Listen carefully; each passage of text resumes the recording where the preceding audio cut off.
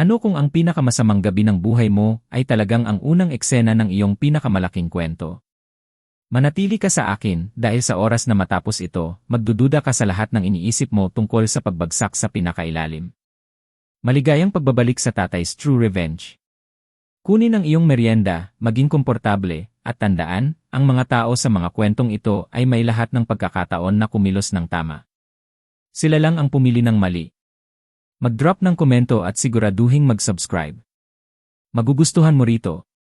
Ako si Pedro Alvarez at 14 na buwan na ang nakalipas ay may halaga ako ng 4.2 milyon piso. Alam ko kung ano ang iniisip mo. Kaya, ano ang nangyari? Lahat nangyari. Sa loob ng 72 oras, ang aking kumpanya sa konstruksyon ay bumagsak dahil sa isang federal na kontrata na hindi ko inasahan. Ang aking mga bank account ay na-freeze ng mas mabilis pa kaysa sa masasabi mong due process. At ang bahay na ginugol ko ng 19 na taon na binabayaran ay nawala. Nilamon ng isang lender na hindi man lang kumurap. 72 oras. May mga grocery trip ako na mas matagal pa. Ako ay 61 taong gulang. Masakit ang tuhod ko sa umaga. Kailangan ko ng reading glasses para makita ang sarili kong telepono. At bigla, ako ay nagsisimula muli mula sa wala na may wala. Pero narito ang bahagi na talagang nakakaapekto sa akin. Narito ang bahagi na hanggang ngayon ay nagigising ako ng 3 oras para isipin. Hindi ang pera. Ito ay ang aking anak. Ang kanyang pangalan ay Daniel. Danny ang tawag ko sa kanya noon nang pinapayagan pa niya. Siya ay 34 na ngayon. Nakatira sa isang magandang kolonyal na bahay sa Naperville kasama ang kanyang asawa na si Becca at ang kanilang 2 anak. Tinulungan ko sa down payment ng bahay na yon. Hindi nagmamayabang basta inilalagay ang eksena. Kaya, nang bumagsak ang mga pader, nagmaneho ako patungong Naperville.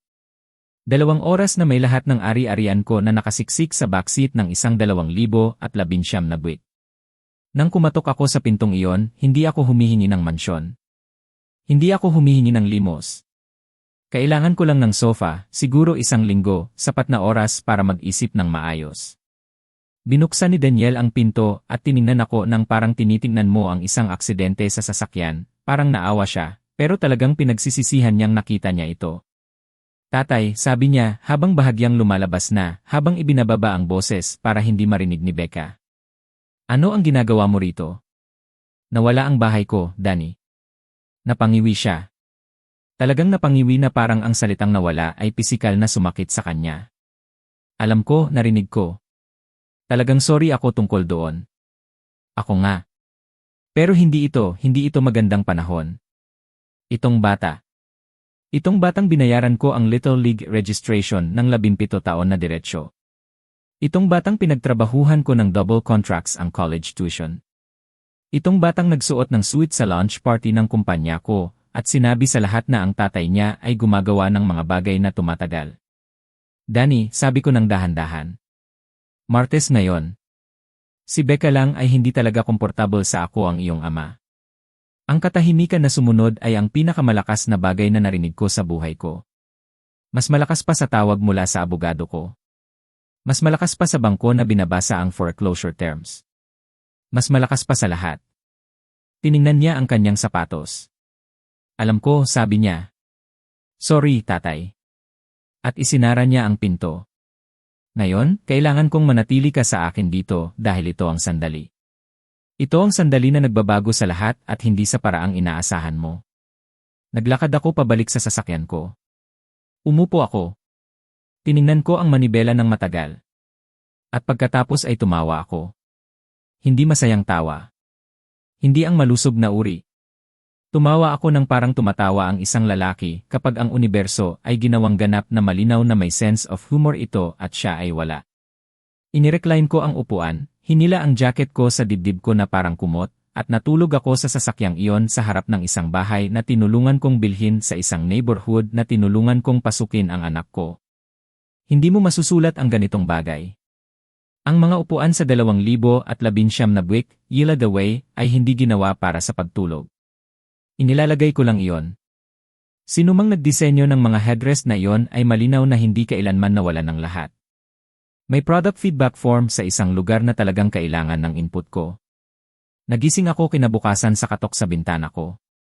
Ang unang iniisip ko ay pulis. Ang pangalawang iniisip ko ay maganda. Ngayon ay nakakakuha ako ng vagrancy citation sa neighborhood ng sarili kong anak. Ang pangatlong iniisip ko, nang talagang binuksan ko ang mga mata ko, ay ang lalaking nakatayo sa labas ng bintana ko ay hindi mukhang pulis na nakita ko. Siya ay nasa 6 na pula, nakasuot ng charcoal suit ng 7 oras ng umaga, sapatos na napakintab na siguro makikita ko ang sarili kong disappointed na mukha sa mga ito. May postura siya ng lalaking hindi kailanman tumayo sa pila sa buhay niya. Kumatok siya ulit, 3 tumpak at hindi nagmamadaling katok, at naghintay.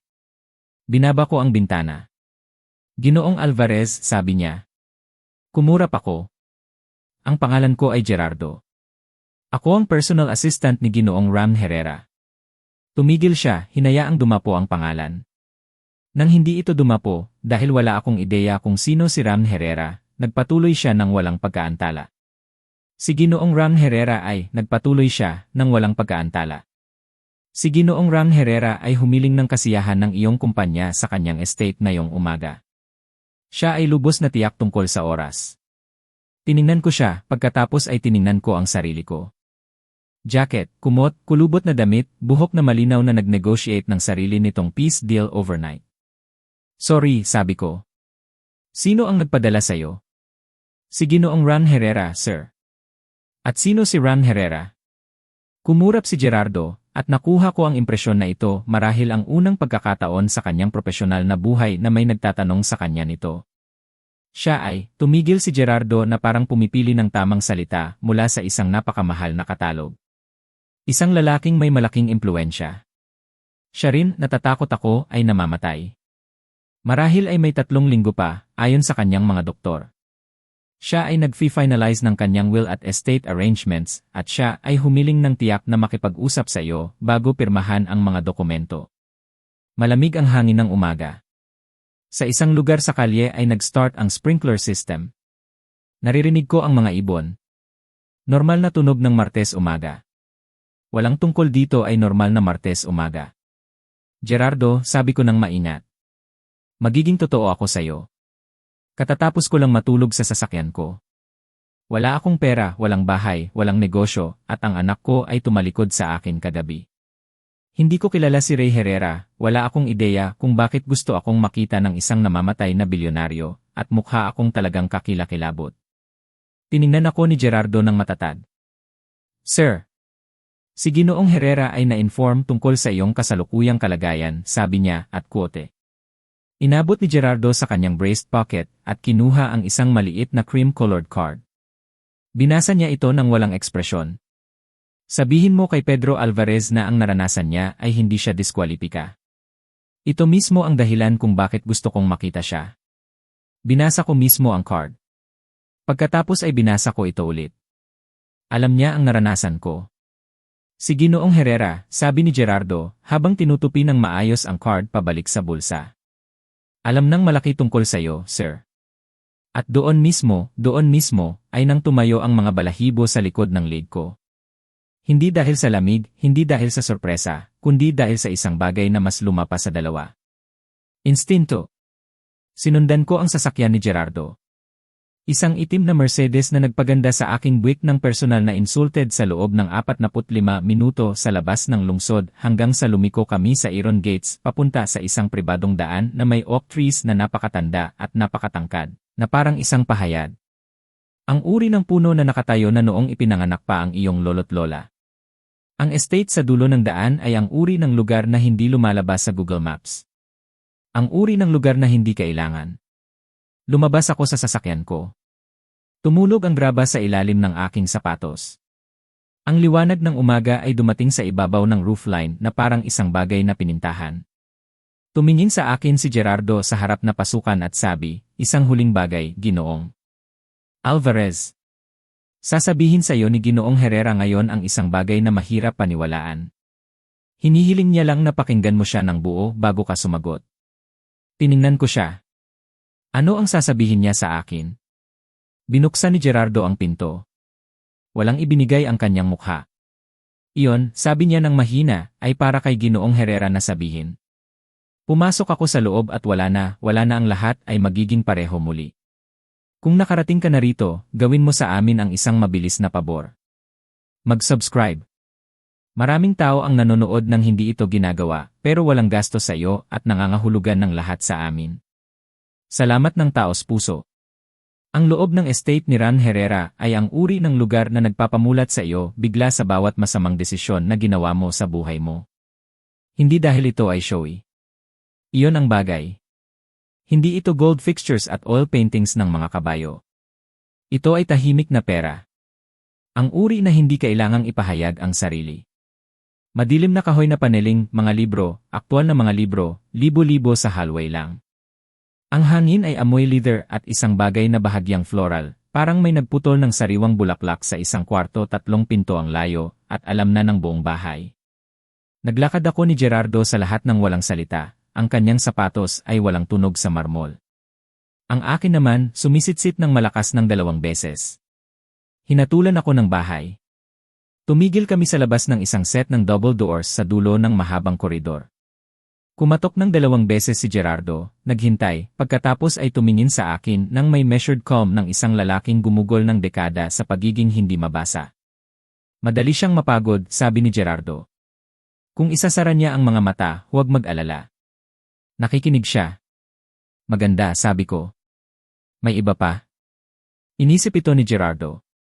Huwag hawakan ang desk. Bago ko maitanong kung bakit, binuksan niya ang mga pinto. Si Ram Herrera ay hindi ang inasahan ko. Hindi ko alam kung ano talaga ang inasahan ko. Isang bagay na mas dramatic, siguro.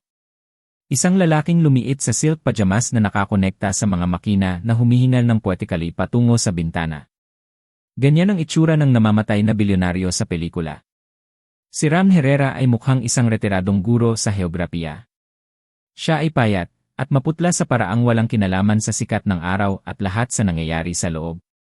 Nakaupo siya sa isang wingback chair malapit sa bintana, nakasuot ng simpleng navy cardigan, isang wool blanket sa kandungan. Ang kanyang buhok ay puti at maayos na suklay. Ang kanyang mga mata, nang makita nila ako, ay matalas, nakakagulat na matalas. Ang mga mata ng isang lalaking ang katawan ay umaalis na, pero ang isip ay hindi pa natanggap ang memo.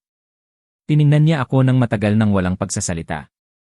Pagkatapos ay sabi niya, mukha kang kakilakilabot, Pedro. Kumurap ako.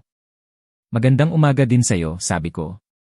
May gumalaw sa sulok ng kanyang bibig, halos ngiti. Umupo ka. Umupo ako sa upuan sa harap niya.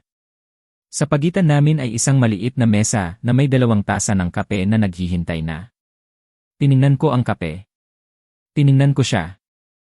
Inihanda ito ni Jerry bago siya umalis para kunin ka. Sabi ni Ram, inakala kong kailangan mo ito. Tama ang akala mo. Kinuha ko ito.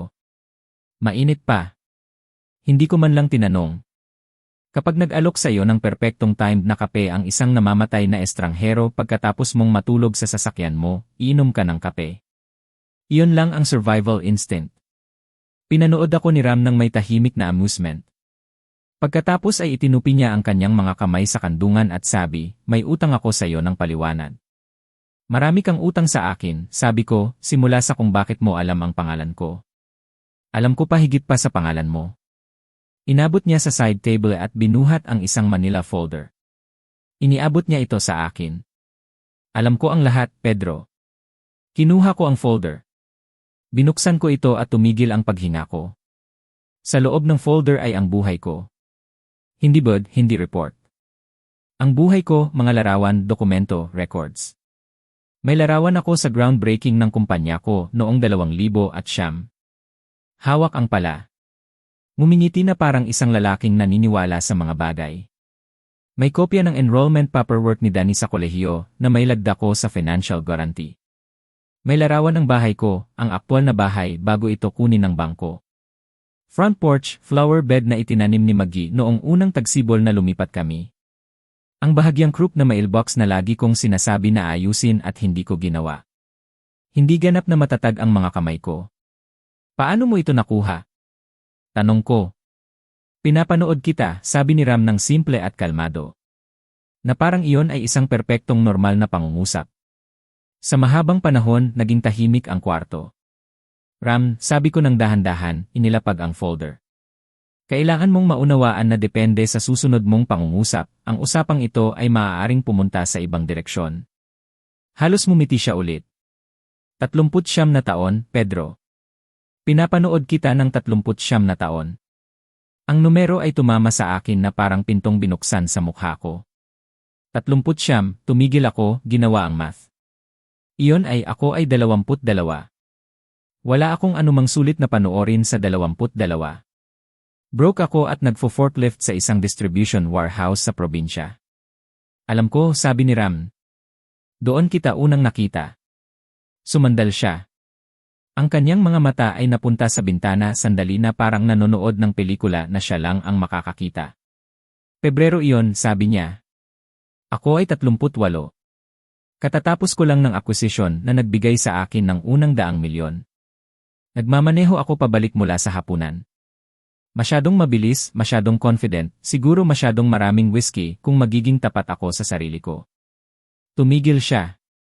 Ang sasakyan ko ay lumihis sa daan sa Route 32 papunta sa ditch sa gitna ng gabi sa gitna ng taglamig. Tinitigan ko siya. Walang tao sa paligid.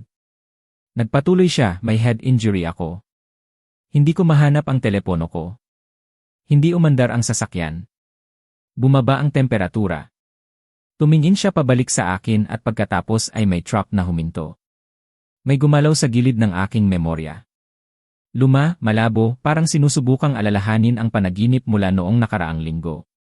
Lumabas ka. Sabi ni Ram, hindi mo ako kilala. Wala kang dahilan para huminto. Hinila mo ako mula sa sasakyan, inilagay sa truck mo, nagmaneho ng 40 minuto patungo sa pinakamalapit na ospital, naupo sa waiting room hanggang lumabas ang doktor, at pagkatapos ay tumigil siya. Umalis ka bago ko pa makuha ang pangalan mo. Ganap na tahimik ang kwarto. At pagkatapos ay dahan-dahan, parang larawang nagde-develop, naalala ko ang madilim na daan, isang sasakyan na kalahating nakabaon sa ditch, isang lalaking halos hindi makatayo. Naalala ko ang lamig. Naalala ko ang mga upuan sa waiting room, orange plastic. Naalala ko na iniisip kong mahuhuli ako sa shift at kinakalkula kung magiging reasonable ang supervisor ko. Ikaw yon, bulong ko. Ako yon. Umupo ako pabalik sa upuan. Hindi ko na iniisip yon muli. Nahuli ako sa trabaho. Binawasan ng supervisor ko ang sweldo ko at iniisip ko na ang buong bagay ay masamang martes lang. Para sa iyo siguro, sabi ni Ram ng mahina. Para sa akin, iyon ang gabi na nagdesisyon ako na ang natitirang buhay ko ay kailangang magkahulugan. Ngayon, alam ko kung ano ang iniisip mo. Iniisip mo, sweet story, Pedro. Bilyonaryong nagpapasalamat sa lalaking nagligtas ng buhay niya. Iiwan niya sa iyo ang pera. Mabubuhay ka ng masaya magpakailanman. Roll credits. Hintayin mo. Wala pa tayo malapit sa dulo nito. Kaya, pinapanood mo ako ng 39 na taon dahil sa pasasalamat, sabi ko. Pinahahalagahan ko yon ng totoo, pero Ram, ang negosyo ko ay hindi lang nabigo. Ang federal contract disputes ay hindi nanggagaling sa wala. Ang mga bangko ay hindi nag-freeze ng accounts overnight nang walang pressure mula sa isang lugar. Sumandal ako. Ang nangyari sa akin ay hindi bad luck, di ba? Hinawakan ni Ram ang tingin ko. Hindi siya umiwas, at hindi siya sumagot kaagad, na sa 61 na taon ng buhay ko ay natutunan kong iyon mismo ay sagot na. Hindi, sabi niya sa wakas hindi. Ang salita ay tumama sa kwarto na parang isang bagay na nahulog mula sa mataas na lugar. Ram, may 12 lalaki, sabi niya, kasama ako, bagaman hindi na ako aktibo. 11 pa, makapangyarihang mga lalaking gumagalaw ng mga bagay mula sa likod ng pag-aayos ng iba pang mga bagay. Nagpapatakbo kami ng isang bagay ng 30 taon. Isang pag-aaral, maaari mong tawagin, isang selection process. Isinara niya ang mga mata sandali. Bawat ilang taon, kinikilala namin ang isang kandidato, isang taong may karakter, tunay na karakter, hindi ang peke na uri, at sinusubukan namin sila. Naramdaman ko ang lamig na nagsimula sa base ng gulugod ko at umakyat pataas. Inaalis namin ang lahat, patuloy ni Ram, sistematiko, maingat, negosyo, assets, seguridad, at pagkatapos ay pinapanood namin kung ano ang ginagawa nila sa mga labi, kung sino sila kapag wala nang natitira na mapoprotektahan. Hawak ko ng mahigpit ang armrest ng upuan ko. Ang iba, sabi ko. Ang boses ko ay kontrolado. Ipinagmamalaki ko yon. Ano ang nangyari sa iba? Ang ekspresyon ni Ram ay lumipat sa isang bagay na mas mabigat. Ang ilan ay nagmakaawa, sabi niya. Ang ilan ay nagnakaw. Isang lalaki ay nawala ng buo. Sa tingin namin ay nasa kosta. Rika siya. Isang nagkaroon ng breakdown. Isang nagsu sa lahat ng naisip niya. Tumigil siya. Isang nagpatiwakal. Ang katahimikan pagkatapos niyon ay hindi ang komportableng uri. At ako? Tanong ko. Ikaw? Sabi ni Ram, natulog ka sa sasakyan mo. Sabi niya ito na parang ang apat na salitang iyon ay nagpapaliwanag ng lahat. Na parang sila ang sagot sa tanong na tinatanong ng universo sa loob ng dekada. Hindi ka nagalit, sabi niya. Hindi ka bumagsak. Hindi ka naghanap ng sisihin o ng taong ililigtas ka. Ikaw lang, hinanap niya ang salita, nagtiis ng buo ang iyong dignidad. Parang isang lalaking naintindihan sa malalim na antas na ito ay hindi ang dulo ng kanyang kwento. Mahigpit ang pangako. O siguro masyado lang akong pagod para maghiwalay. Siguro, sabi ni Ram. Pero ang pagod na lalaki na walang dignidad ay hindi humahawak sa sarili ng tulad ng paghawak mo kagabi. Pinanood ka ni Jerry ng 3 oras bago siya kumatok sa bintana mo. Dahan-dahang inikot ko ang ulo ko.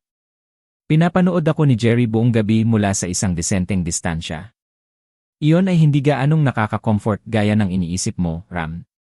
Inabot niya sa desk ng maingat, ang paggalaw ay nagkakahalaga sa kanya ng isang bagay, at kinuha ang isang selyadong envelope. Inilagay niya ito sa mesa sa pagitan namin. Iyon, sabi niya, ay isang letter of introduction sa iba pang 11 na lalaki. Ang aking mga abogado ay magfo-formalize ng lahat sa linggong ito. Ang will ay nagbibigay sa iyo ng controlling interest sa aking estate. Ang mga investment, ang mga ari-arian, ang impluensya, tumigil siya. At ang upuan, ulit ko, sa grupo. Ang aking upuan. Ang isa na nagdedesisyon kung sino ang susunod na kandidato. Tiningnan ko ang envelope pagkatapos siya. Gusto mo ba akong magdesisyon? Sabi niya, iyon ay iba. Tumayo ako ng dahan-dahan, naglakad patungo sa bintana. Sa labas, ang oak tree ay nakatayo sa liwanag ng umaga, sinauna at walang pakialam. Iniisip ko ang forklift sa probinsya, ang orange na waiting room chairs, ang flower bed ni Maggie, ang mukha ni Danny sa pintuan, ang headrest ng 2019 na buwik ng 2 oras ng madaling araw. Iniisip ko ang lalaking sinabi ni Ram na nagpatiwakal. Tumingin ako pabalik. Sino ang 11 na lalaki? Tanong ko. Tiningnan ako ni Ram ng may matalas at pagod na mga mata. Iyon, sabi niya, ay depende kung kunin mo ang envelope. Tiningnan ko ito na nakaupo doon sa mesa, maliit, cream-colored, tulad ng card na binasa ni Jerry sa akin kaninang umaga. Tiningnan ko ito ng matagal. Kung matagal mo nang nakikinig at gusto mo ng mga kwentong tulad nito na patuloy na dumating, talagang nakakatulong kung pindutin mo ang like button at mag-subscribe. 77% ng mga tao ay hindi ito ginagawa, pero iyon ang nagpapatakbo sa buong bagay. Kaya, salamat ng totoo. Kinuha ko ang envelope. Hindi dahil nagdesisyon ako ng anumang bagay, hindi dahil handa ako. Kinuha ko ito dahil ang kamay ko ay gumalaw bago pa matapos ng utak ko ang argumento. At sa totoo lang, pagkatapos ng lahat ng nangyari sa huling 72 oras, tumigil na akong magkunwaring ako ang namamahala sa sarili kong buhay. Mabigat ito, mas mabigat pa sa papel na dapat. Inikot ko ito. Ang pangalan ko ay nasa harap, nakasulat ng kamay sa tinta na napakadilim na parang permanente, parang isang desisyon na ginawa na ng isang taong mas kilala ako kaysa sa sarili ko. Pedro, sabi ni Ram ng mahina mula sa upuan niya. Bago mo buksan iyon, may isa pang bagay. Tumingin ako pataas. Nagbago ang kanyang ekspresyon. Ang measured calm ay nandyan pa rin, pero sa ilalim nito ay may isang bagay na mukhang halos guilt. At sa isang lalaking gumugol ng 30 taon sa pag-inginyero ng pagkawasak ng buhay ng mga inosenteng tao sa ngalan ng character study. Ang guilt ay hindi maliit na bagay na masaksihan. Isa sa 11 na lalaki, sabi niya, ay may kasaysayan sa iyo na hindi ko alam nang ikaw ay napili. Bumaba ang temperatura ng kwarto ng 2 degrees. O siguro ako lang iyon. Anong uri ng kasaysayan? Tanong ko. Natuklasan ko ito 4 na buwan na ang nakalipas. Nang malaman ko tumigil siya, pinisil ang mga labi. Binabago nito ng malaki ang kalikasan ng ginawa sa iyo. Inilagay ko pabalik ang envelope sa mesa. Ram, magsalita ka. Huminga siya ng dahan-dahan na parang isang lalaking nagpapalaya ng isang bagay na matagal niyang hinawakan. Ang kanyang pangalan ay Walter Bautista. Ngayon, kailangan mong maunawaan ang isang bagay tungkol sa pangalang Walter Bautista. Sa karamihan ng mga tao, si Walter Bautista ay isang pangalan sa isang gusali. Bautista Capital Group, headquartered sa Maynila, 32 ni floor. Pangalan sa brushed gold letters sa itaas ng elevator bank. Ang uri ng lalaking nagiging profiled sa mga magazine na iniiwan ng ibang mayayaman sa coffee table nila para mapahanga ang ibang mayayaman. Para sa akin, si Walter Bautista ay isang bagay na ganap na iba. Si Walter Bautista ay business partner ko ng 11 taon, ang original kong business partner bago naging Alvarez Construction ang firm. Bago ang lahat, nagsimula kami ng magkasama sa isang shared office space noong 2000 at isa na may 2 desk, isang printer na jam every 3rd page, at sapat na ambisyon para mapahiya kami pareho sa hindsight. Sama-sama naming itinayo ang pundasyon ng lahat ng mayroon ako. At pagkatapos noong 2008, 1 taon bago kami alis public, tahimik na ibinenta ni Walter ang kanyang stake, kinuha ang pera, lumabas, at hindi na tumingin pabalik. Walang away, walang falling out. Umalis lang siya. Tinawag itong lifestyle change. Sabi niyang gusto niyang pumunta sa ibang direksyon. Nagkamayan ako, hiniling ko ang mabuti sa kanya, at ginugol ang susunod na 14 na taon sa pagbuo ng lahat ng mag-isa. Iniisip ko na nabore lang siya. Mali ang iniisip ko. Si Walter ang nagdala ng iyong pangalan sa grupo. Sabi ni Ran 12 taon na ang nakalipas na siya ang nag-nominate sa iyo bilang kandidato. Narinig ko ang mga salita. Naiintindihan ko ang mga salita ng hiwalay. Sama-sama sila ay gumagawa ng isang kakilakilabot na bagay sa dibdib ko. Inominate niya ako. Ulit ko. Ang pangalan niya, ang lalaking kasama kong nagsimula ng kumpanya. Naupo siya sa kwarto kasama ang 11 makapangyarihang lalaki at sabi, sirain natin si Pedro Alvarez. At lahat ay tumango na lang. Hindi ganon ang pagkaka-frame. Ramen. Napakatahimik ng boses ko. Huwag mo akong i-manage ngayon. Isinara niya ang bibig, tumango ng 1 beses. Ang biyaya ng lalaking naiintindihan kung kailan titigil magsalita. Naglakad ako pabalik sa bintana. Ang mga oak trees ay nandyan pa rin, walang pakialam pa rin. Naiinggit ako ng malalim sa kanila. 11 na taon. 11 na taon ng pagbuo ng isang bagay na magkasama. Mga holiday parties sa bahay ko.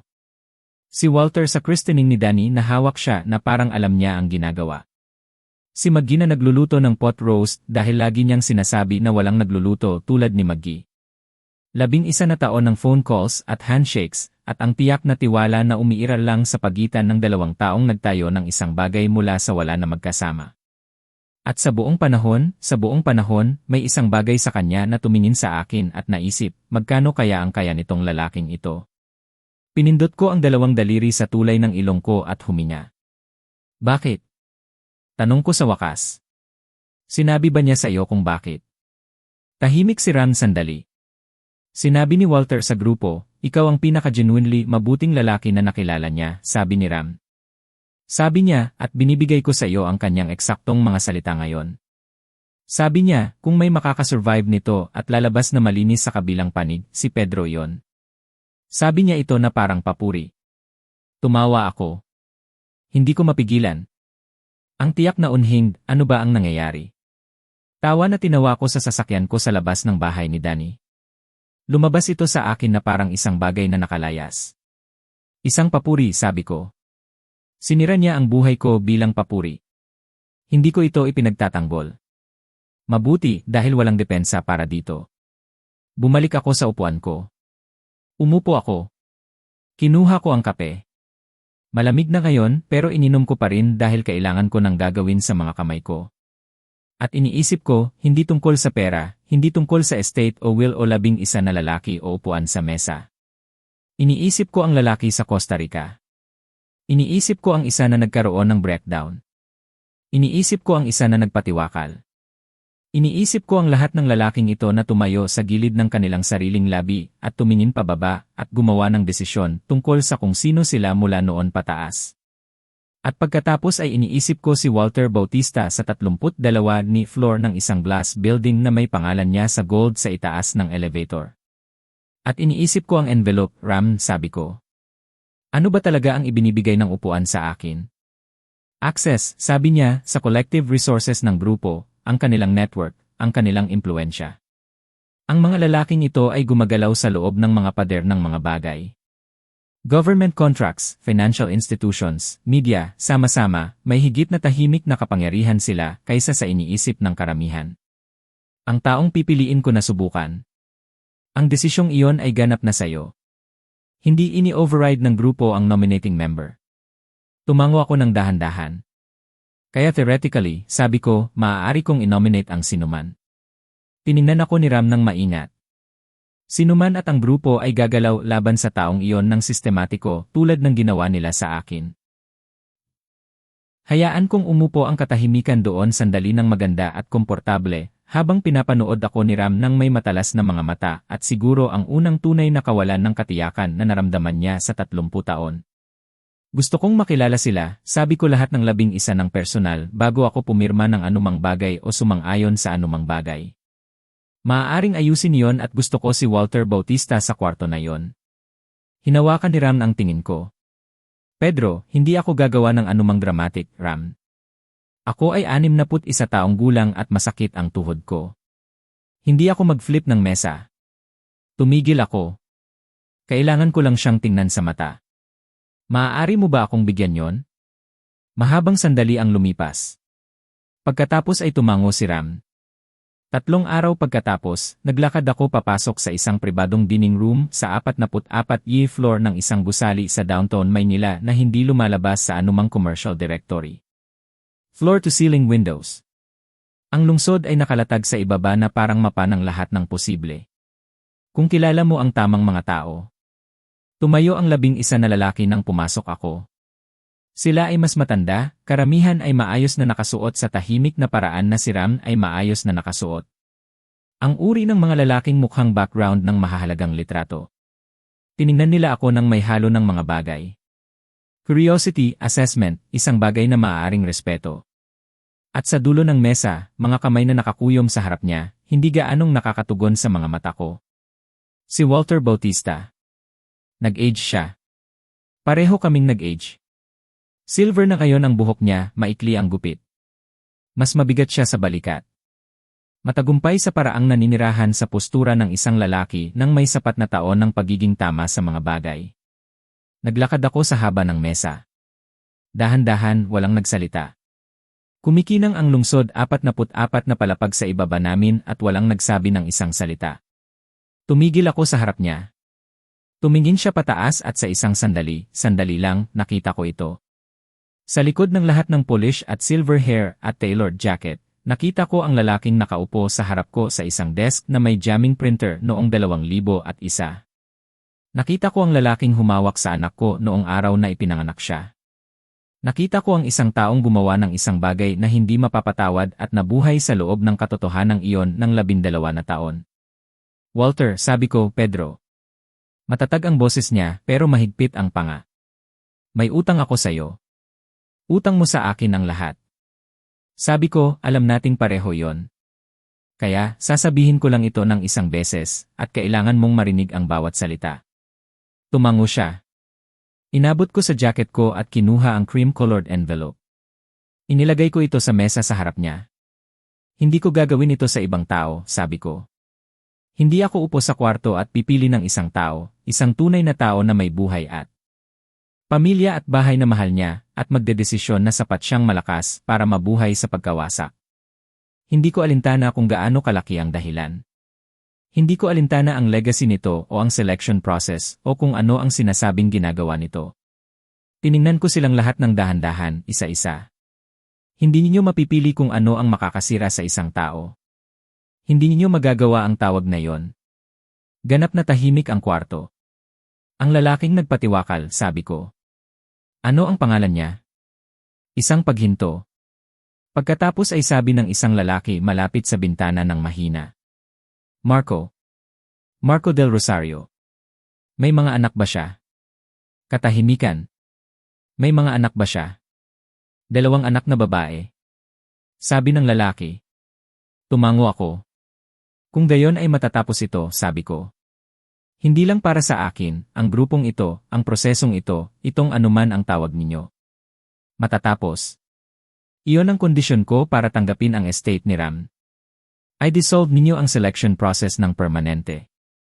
At kunin ninyo ang mga resources, lahat ng collective power at impluensya na ginugol ninyo ng 30 taon sa pagbuo at i-redirect ito. May mga lalaki at babae sa bansang ito na nawawala ng lahat na yon nang walang kasalanan nila. Tunay na mga tao, hindi kandidato, hindi subjects. Inayos ko ang jacket ko. Gusto ninyong malaman kung ano ang binubuo ng mga tao? Pondohan sila, suportahan sila, panoorin kung ano ang itinatayo nila kapag may naniniwala talaga sa kanila. Masasabi niyon sa inyo ng higit pa tungkol sa karakter, kaysa sa pagkawasak kailanman. Walang gumalaw. Pagkatapos ay dahan-dahang, parang isang lalaking gumagawa ng desisyon na dapat ay ginawa na niya noon pa, inilabas ni Walter Bautista ang kanyang upuan at umupo. Inilagay niya ang ulo sa mga kamay at isa-isa, tahimik, umupo rin ang iba. Kinuha ko ang upuan ni Ram hindi para patakbuhin ang selection process. Wala na ang selection process. Kinuha ko ito dahil 11 makapangyarihang lalaki ay kakasang-ayon lang. Ang ilan ng kusang loob, ang ilan dahil napagtanto nilang wala silang tunay na alternatibo na maging isang bagay na iba. At may kailangang humawak sa kanila sa yon. Isang taong tumayo sa mga labi at alam kung ano ang halaga nito. Isang taong natulog sa 2019 na buwik at nagising upang malaman na ito ay ang simula at hindi ang dulo. Namatay si Ram 11 araw pagkatapos. Tinawagan ako ni Jerry. Nagmaneho ako patungo sa estate at naupo sa wingback chair sa tabi ng bintana sandali. Kaming dalawa lang sa kwartong iyon na amoy leather at bulaklak 3 pinto ang layo. Iniisip ko ang madilim na daan noong Pebrero. Isang lalaki sa ditch. Isang bata na huminto dahil hindi niya alam na huwag. Iniisip ko kung paano ang pinakamaliit na sandali ay laging ang mga nagdedesisyon sa lahat.